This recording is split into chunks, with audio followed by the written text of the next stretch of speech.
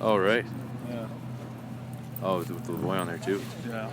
He's like, Oh yeah. So, Well, this- I'm going live right now. J Red, Just want me to tell you briefly what happened. please. Well, so the BLM and the FBI came up with a plan to go after my dad, and they set it up by getting a secret informant. His name was Ted Gardner, and they paid Ted Gardner $225,000 over the 2.5-year investigation to go in and entrap individuals in Blanding and different areas in hopefully selling and trafficking, trading in Native American artifacts. Wow. And they go into my dad's house, and there's a video. He has a little button, with the video and audio camera. Yeah. And the BLM's listening to it in the van down the road, I guess. And they tried for 2.5 years to get my dad on anything that they could. Well, they knew that my dad didn't collect artifacts. He didn't sell artifacts. He didn't trade artifacts. But my mom liked the stuff. She wasn't a trafficker. She collected stuff. She had a collection that was found mostly before World War II and was given to her. She didn't even get the collection. She didn't find the collection. It was given to her. Well, but they wanted Dr. Red. They needed to have Dr. Red because he was a very prominent person in the area, and they wanted to make the paper, and they wanted to make it a big old deal. Well, after 2.5 years, they were only able to get him for one thing, and he picked this thing up off of the ground. Here's a picture of it. Where did I put it? And right there. See that?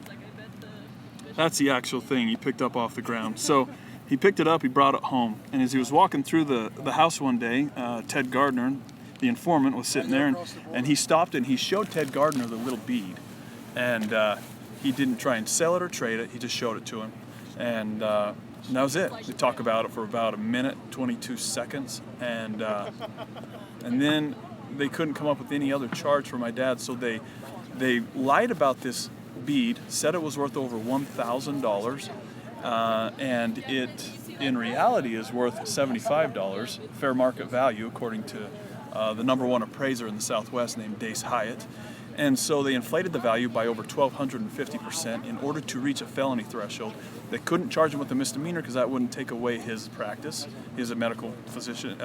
He was a physician, medical doctor.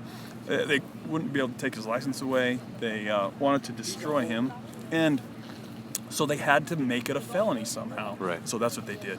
They come in and they raid his house. According to what Dan Love has said to my sister, he said that they had 80 agents there at the house at one time, and throughout the day, he said that there was 140 agents that were there throughout the day.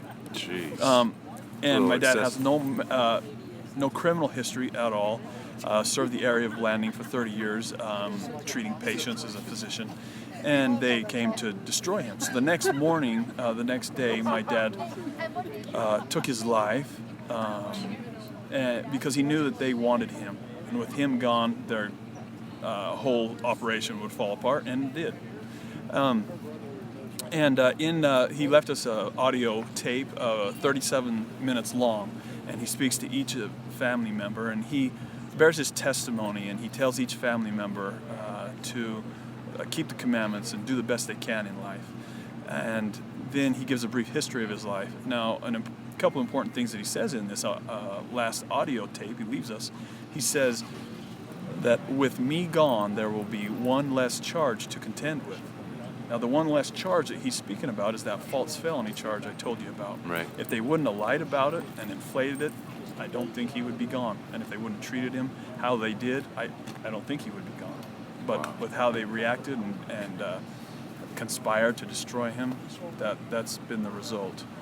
Also, it's interesting, at the end he says to his office manager, "I'm sorry, Debbie, for not being able to finish all of the dictation on my patients that I saw, that they had seen a couple days before." Right. So he's just about to die, and he's Right. concerned and sorry that he wasn't able to finish the dictation.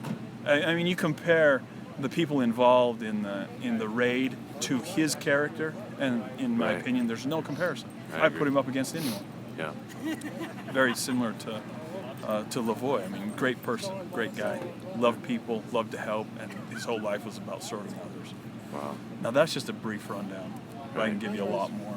And it Right. would probably take about 2.5 hours to tell you everything. Sure. I'm more than happy to do it. I don't think we can do it right now, but No. I would be more than happy to do that. So that's a brief rundown. Sure. Oh, we also have a wrongful death lawsuit against Dan Love. Really? It's called a Bivens action.